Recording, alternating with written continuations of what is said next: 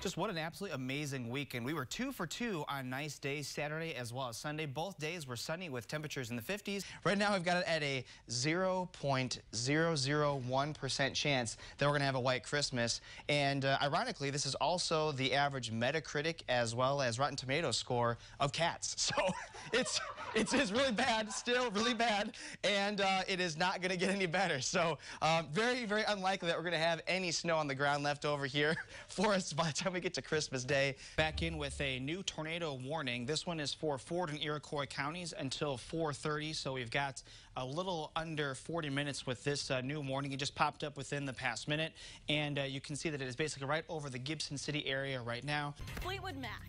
It is. Yeah. First off, beautiful song. Second off, that's not true. You know, thunder doesn't always happen when it's raining. But beautiful song. I knew at some point I could deliver a nice weekend forecast, and I finally did it, so you're welcome. If I have this entire thing wet for 4 minutes with disinfecting wipes, I very well could end up staining this car in my dashboard with it. So I probably will not actually disinfect the dashboard up there. Keep in mind too, I'm not actively touching it up there all the time anyways. So it's okay to let that one go. You've cleaned it, that's gonna be good enough. So once again, it's another below average day thanks to cloud cover as well as those winds out of the east-northeast. Some spots approaching 20 miles per hour. So it is going to be a cloudy and breezy day today and cool, but it should be drier than yesterday where we had those on and off rain showers. Besides a little sprinkle, we're mainly just cloudy for a majority of the day today, and that's even going to be the case going into this evening as well. You know, the glasses are going to be so important for that because I don't get to be your glasses model. Oh, these ones are a little bit smaller than the ones I had on earlier, but yeah, I got a big head. But yeah, these are going to be important for viewing the corona as well as some of the other extra features that you're not going to be able to see with the 93% like in Champaign. Not only are we trying to forecast something days out in advance, we're also having to forecast something days out in advance while looking through systems. So every single time we have to look at a system, the one following that is just more fuzzy, not as clear. Well, we may not have actually been the most accurate for the forecast today. We had temperatures expected to be more in the middle 40s, and in fact, we got into the upper 40s and low 50s, so sometimes it's okay to be wrong, right? We had high temperatures today coming in at 47 in Champaign, so again, if I was going to be wrong, at least I was wrong in the right direction.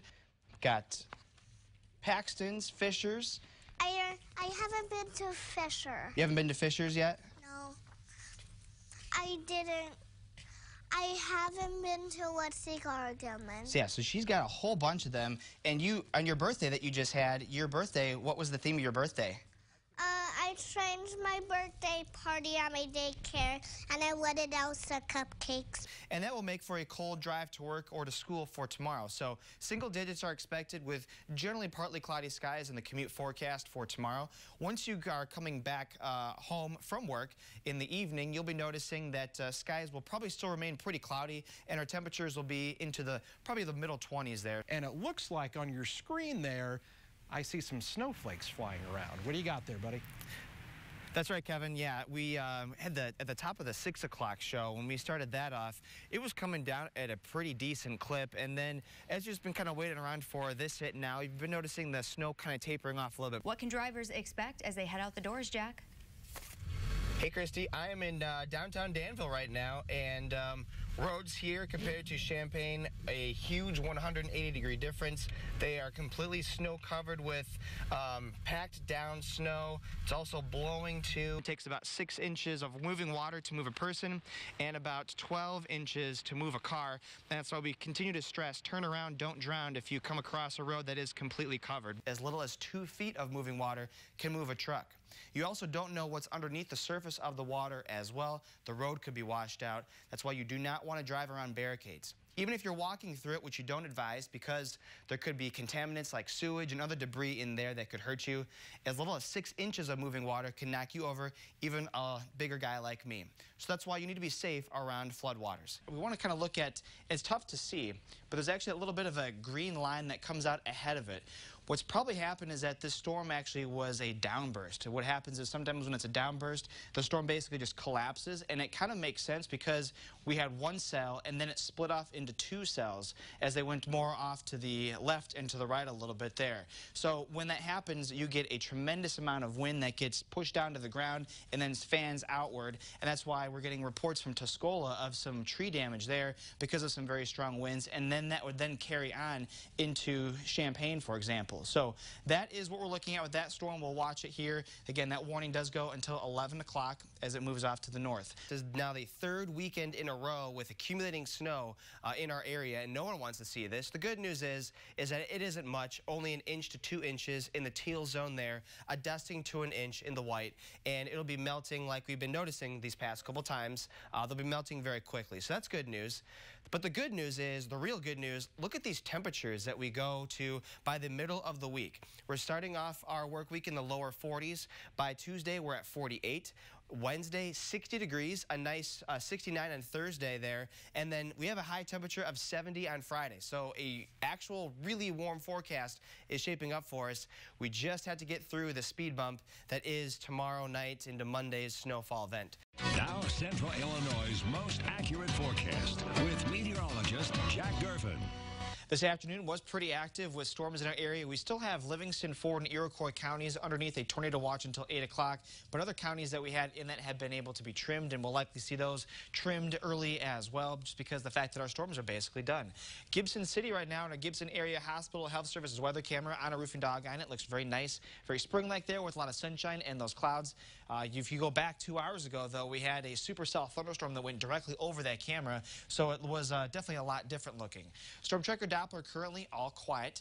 As we kind of go off to the northern part of the viewing area and loop things over the past 6 hours, you can tell, though, that we've had a number of big cells that came through, including that one that is now fizzled out in parts of northwest Indiana, but that's the one that did create our tornado warnings across Livingston County, and then we had that second cell that was able to pop up right around Clinton Lake, went over Gibson City as that tornado warned storm, and then also fizzled out pretty quickly, really fizzled out nicely once it went over Iroquois County. A lot of rain out of those storms, so even though we were talking about only a few isolated storms really for the forecast today, if you were able to see some rain in places like Livingston County, some spots were able to see at least red or indicated close to 2 inches of rain. So those are usually not exact amounts, but we are still calling for definitely a ton of rain that came out of those downpours with those thunderstorms. But if you didn't see any of those, then you had a very nice day today. This was the look, though, from Gibson City, from Daniel Dickey, the mayor of Gibson City. You've got the lowering of the wall cloud and the rotation with that storm as it came through earlier on this afternoon. And also from him as well, we have a picture that came in from the Purdueville area in Ford County as well. So some great pictures were being submitted to us from those storms as they went through parts of the northern part of the viewing area. The nice thing is, though, is that we're looking to be much more quiet here for the rest of our forecast. Here's future track, and you'll see that going into the evening hours, besides a few little spots here and there, it's actually totally dry. So we're looking at very calm, very quiet conditions overnight tonight, and then we're expecting kind of more of the same for tomorrow in terms of pop-up thunderstorms in the afternoon. Now very warm, as most of us have now been able to rebound from those temperatures when they were cooler with the storms nearby. We're now back into the low 80s, and overnight tonight we should drop down to around 67 with partly cloudy skies and a stray storm. Then more pop-ups are expected for tomorrow, a high of 84, southwest winds at around 5 to 15 miles per hour. So for tomorrow morning, all looking dry, even into the afternoon hours as well. But then by the time we get to the late afternoon, early evening hours, they begin to pop up. Not necessarily saying they're going to be more in the southern half of the viewing area tomorrow, but they're likely just to pop up here as we go into the afternoon hours. And the same can also be said for Memorial Day on Monday as well, but we're likely going to be seeing more storms and more coverage area of our storms. So Memorial Day itself will likely still be another very warm day. We're expecting to stay in the 80s, but in the morning, afternoon, and even into the later parts of the afternoon, there will be the chances for some of those pop-up showers and storms.